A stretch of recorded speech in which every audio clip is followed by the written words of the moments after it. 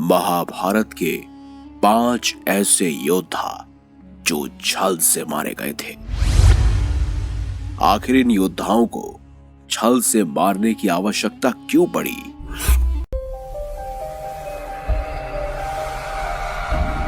आप देख रहे हैं मिस्टीरियस हिंदू। तो चलिए करते हैं अब ज्ञान की बात। अगर अभी तक आपने हमारे चैनल को सब्सक्राइब नहीं किया तो सब्सक्राइब जरूर कीजिएगा। हमारे धर्म ग्रंथों में महाभारत के युद्ध को धर्म और अधर्म के बीच लड़ा गया एक महान युद्ध बताया गया है। इस युद्ध में करोड़ों योद्धाओं ने अपनी जान गंवाई थी। वहीं कुरुक्षेत्र में लड़े इस युद्ध की भयावहता का पता इस बात से चलता है कि महाभारत युद्ध के कारण ही आज भी कुरुक्षेत्र की मिट्टी का रंग लाल है। इस युद्ध में भाग लेने वाले कई ऐसे महारथी, आदिरथी और रथी थे जिन्हें मार पाना आसान नहीं था, परंतु फिर भी वो मारे गए। तो चलिए अब शुरू करते हैं अपना काउंटडाउन और जानते हैं आखिर कौन से थे वो 5 योद्धा। छल कपट से मारे गए योद्धाओं में सबसे पहला नाम आता है भीष्म पितामह का। महाभारत की युद्ध में भाग लेने वाले सबसे पराक्रमी, शक्तिशाली और बुजुर्ग योद्धा थे।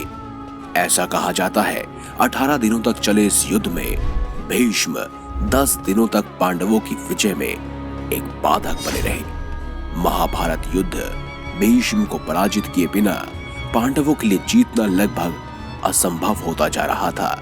ऐसी स्थिति में भगवान श्री कृष्ण की सलाह पर अर्जुन ने शिखंडी को ढाल बनाकर युद्ध के 10वें दिन भीष्म को अपने बाणों से छलनी कर दिया। उसके बाद भीष्म ने बाणों की शैया पर लेटे लेटे महाभारत युद्ध समाप्त होने के बाद अपने प्राणों को त्याग दिया। छल से मारे गए योद्धाओं में अगला नंबर आता है गुरु द्रोणाचार्य का। कौरवों और पांडवों के गुरु द्रोणाचार्य को महाभारत युद्ध में हरा पाना लगभग असंभव था। ऐसा माना गया है कि गुरु द्रोणाचार्य को केवल उनका शोक ही मार सकता था, यानी कि उनका पुत्र प्रेम।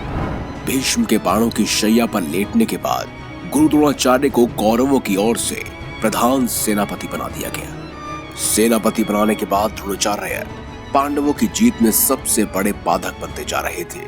ऐसे में पांडवों को एक बार फिर भगवान श्री कृष्ण की सलाह लेकर छल का सहारा लेना पड़ा।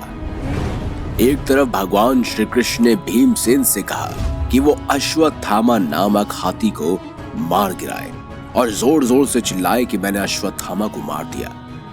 द्रोणाचार्य के पुत्र का नाम भी दरअसल में अश्वत्थामा ही था। ऐसी स्थिति में वो भ्रमित हो गए और उसके बाद भगवान श्री कृष्ण ने छल का सहारा लिया और उन्होंने द्रोणाचार्य से कहा कि वह युधिष्ठिर से पूछ सकते हैं कि अश्वत्थामा नामक हाथी मारा गया। द्रोणाचार्य जानते थे कि केवल युधिष्ठिर ही सत्यवादी है, बाकी कोई नहीं। इसीलिए उन्होंने पूछा, क्या युधिष्ठिर अश्वत्थामा मारा गया? तो ऐसे में युधिष्ठिर ने कहा, हाँ, अश्वत्थामा मारा गया। लेकिन जैसे ही वो हाथी बोलने जा रहे थे, इतने में ही भगवान श्री कृष्ण ने शंख ध्वनि कर दी और तभी गुरु द्रोणाचार्य ने अपने शस्त्र त्याग दिए और उसके बाद धृष्टद्युम्न ने तलवार की सहायता से द्रोणाचार्य के सर को धड़ से अलग कर दिया। इस तरह महान द्रोणाचार्य का भी छल से वध हुआ। अगले ऐसे योद्धा हैं जयद्रथ। जी हाँ, उनको भी छल से मारा गया था। अर्जुन के पुत्र अभिमन्यु को मारने वालों में दुर्योधन के बहनोई जयद्रथ का नाम भी शामिल था। जयद्रथ को अपने पुत्र का हत्यारा मानकर अर्जुन ने प्रतिज्ञा ली कि अगले दिन सूर्यास्त तक जयद्रथ को नहीं मार पाया तो आत्मदाह कर लूंगा। शाम होने वाली थी और अर्जुन के लिए जयद्रथ को मार पाना लगभग असंभव दिख रहा था, क्योंकि सभी कौरव पक्षों ने जयद्रथ को छुपा रखा था। ऐसे में भगवान श्री कृष्ण ने अपनी माया से सुदर्शन चक्र की सहायता लेकर सूर्य को ढक दिया, जिससे चारों ओर अंधकार छा गया। ये देख जयद्रथ समेत कौरवों ने समझा कि शाम हो गई और वो खुशी के मारे जयद्रथ अर्जुन के सामने आ गया। उसके बाद भगवान श्री कृष्ण की माया से आसमान में फिर से सूर्य की किरणें दिखने लगी और कृष्ण का इशारा मिलते ही अर्जुन ने पशुपतास्त्र से जयद्रथ का वध कर दिया। अगले योद्धा हैं अंगराज कर्ण, जिन्हें सूर्यपुत्र और दानवीर कर्ण के नाम से भी जाना जाता है। कहते हैं अंगराज कर्ण को युद्ध में सीधे तौर पर पराजित करना भी अर्जुन के बस की बात नहीं थी। ऐसे में जब युद्ध करते समय कर्ण के रथ का पहिया जमीन में धंस गया और कर्ण अपने रथ का पहिया निकालने लगे, तभी भगवान श्री कृष्ण ने अर्जुन से कहा कि यही वो मौका है जब तुम अंगराज कर्ण का वध कर सकते हो। पहले तो अर्जुन ने मना किया, लेकिन भगवान श्री कृष्ण ने उन्हें गीता का सार याद दिलवाया और कहा कि मुझे पता है कि कर्ण एक ऐसा योद्धा है जिसे केवल छल से ही पराजित किया जा सकता है। ऐसे में मौका देखकर अर्जुन ने भगवान कृष्ण की बात मानी और अंगराज कर्ण का वध कर दिया। अगले और आखिरी योद्धा जो इस खास महाभारत के मुख्य पात्र थे वो थे दुर्योधन। जी हाँ, महाभारत युद्ध के अंतिम योद्धा दुर्योधन का वध भी पांडवों ने छल पूर्वक ही किया था। महाभारत युद्ध के अंतिम दिन भीम और दुर्योधन में गदा युद्ध हुआ।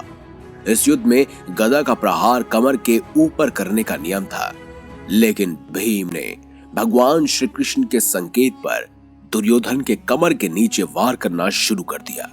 दरअसल इसके पीछे भी भगवान कृष्ण की ही छल कपट नीति थी।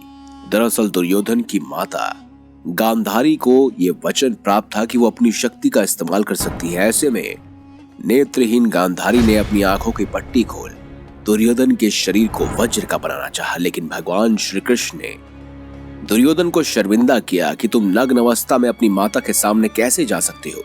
ऐसे में दुर्योधन केले के पत्ते लपेट कर गया। उस वजह से उसकी जांग का हिस्सा और उसका मुख्य अंग वज्र के नहीं हो पाए और भगवान श्री कृष्ण का युद्ध के दौरान संकेत मिलते ही भीम ने उसकी जांग को तोड़ दिया, जिस वजह से अतः दुर्योधन गंभीर रूप से घायल हो गया और इस तरह छल पूर्वक दुर्योधन का वध किया गया। तो यही थे वो 5 महारथी जिन्हें छल द्वारा महाभारत के युद्ध में मारा गया था। आपको ये जानकारी कैसी लगी कमेंट बॉक्स में हमें जरूर बताइएगा। वीडियो अगर अच्छी लगी है तो लाइक कीजिए, चैनल को सब्सक्राइब कीजिए और देखते रहिए संपूर्ण ज्ञान का केंद्र बिंदु। देखते रहिए मिस्टीरियस हिंदू।